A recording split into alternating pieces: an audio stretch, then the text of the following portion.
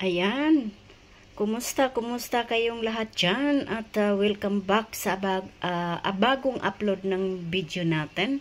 At ito ngayon, magluluto naman tayo sa walang kasawa-sawang langka. At itong langka na to, yung natandaan ninyo yung dati na nagluluto ako. Nilagay ko lang siya sa freezer at ngayon dinipros ko siya.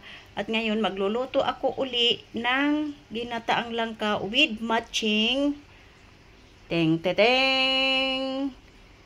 dilis. Ayan.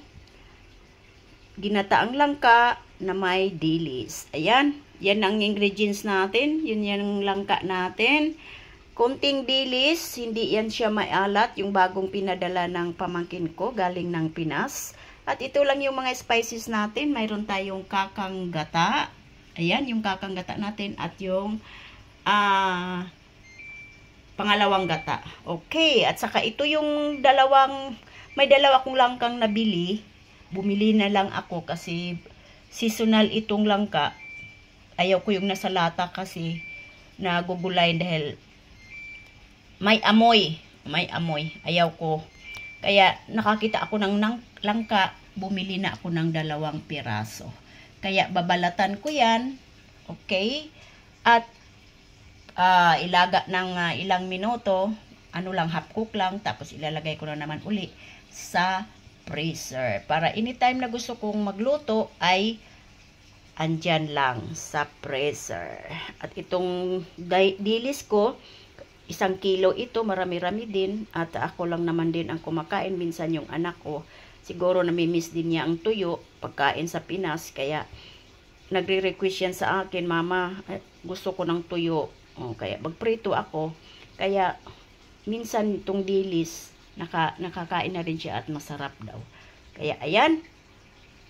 Magluluto tayo. Okay.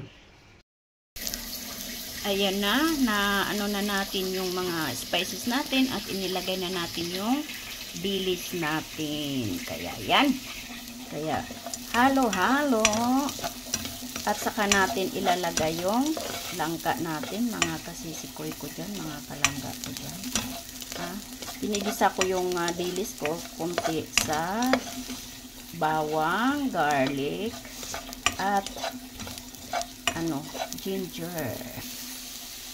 Kaya ayan, inilagay na natin yung langka natin. Mga lang, 1 minuto lang, takpan natin. Kasi naka-half cook na tong langka natin.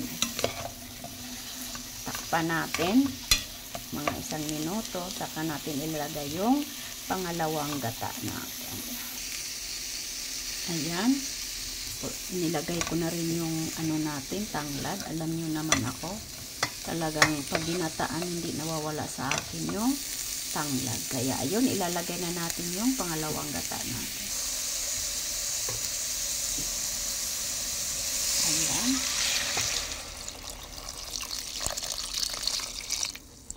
Okay. Okidokidok. Diba?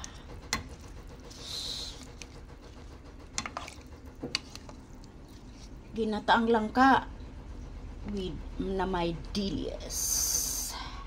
Takpan natin, mga langga ko dyan. Ayan, kumulo na siya. At naalala ko, may sili pala ako. Kaya lalagyan natin kasi masarap sa ginataan pag may sili, maanghang-anghang ng konti. Kaya ayan, 3 piraso yan. Kaya takpan natin ulit. Mga kalangga ko dyan, huwag kayong magtaka ha. Yung ginataang langka ko na may dilis at may talong.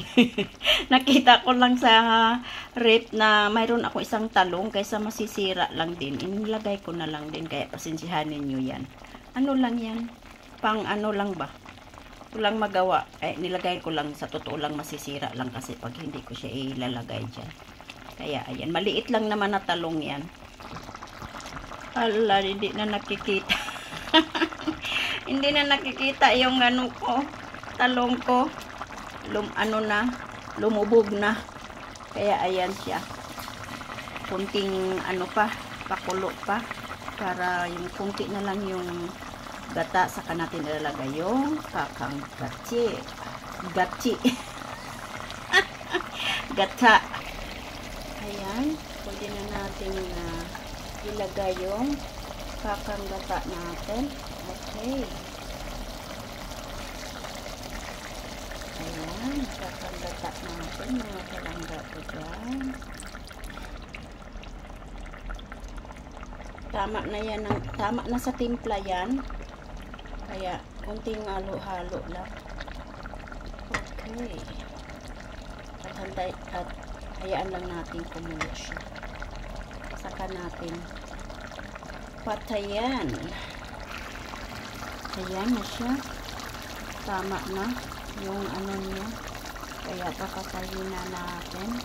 Kaya maraming salamat sa mga sa mga nanonood dito sa mga upload ko. Kaya sa pasensya na ninyo yan kasi masimpleng luto lang yung akin. Kaya maraming salamat sa inyo sa buong suporta. Kaya maraming salamat. Bye bye and God bless sa ating lahat. Babush.